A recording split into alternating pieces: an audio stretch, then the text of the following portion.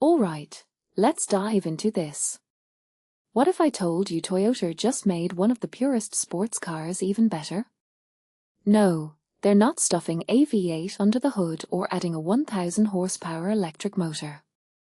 Instead, they're obsessing over the tiny details that make driving feel or alive. That's the story with the updated GR86. And honestly, this might be more fascinating than raw power. Let's break this down.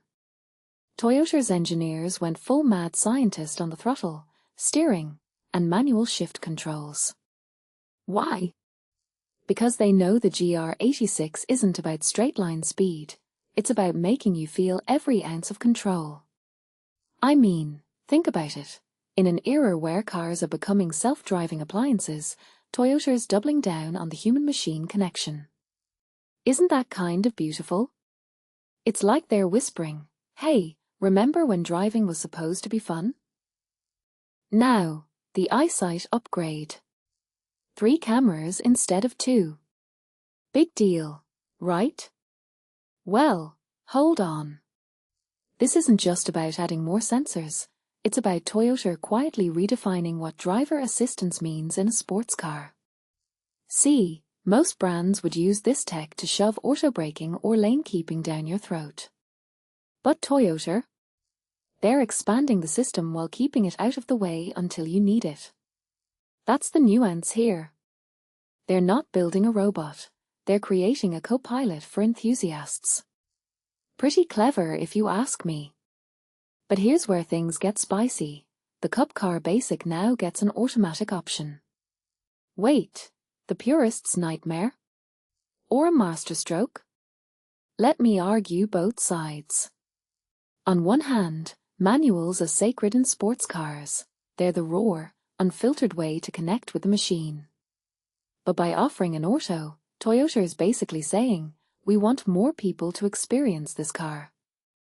And honestly, that might be the smarter move long-term. If you can't find skilled drivers to fill race seats, you adapt. It's a business.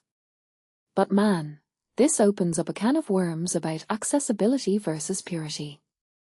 Let's zoom out. Toyota is selling 110,000 GR86s globally.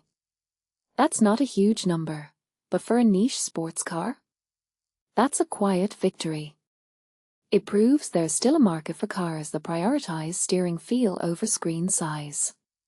But here's the question, is this update a love letter to enthusiasts or a last stand against the EV hybrid juggernaut? Because let's face it, this car's going to look increasingly old school in a world charging toward electric performance. One thing that fascinates me? The interior tweaks. Red accents, anti-glare switches, tiny details that suggest Toyota's listening to feedback. In my opinion, that's what separates good brands from great ones. It's not the headline features, it's the willingness to refine the minutiae until it's perfect. Like, who even notices switch reflections while driving? But someone at Toyota did. That's obsessive attention to detail. So what's the bigger picture here? Toyota is playing a high-stakes game.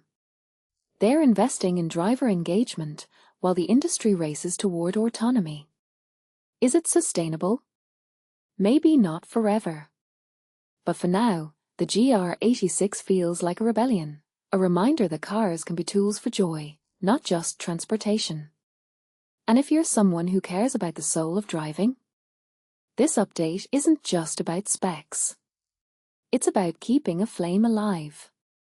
What do you think? Should brands keep fighting for driver-focused machines, or is this just nostalgia slowing progress?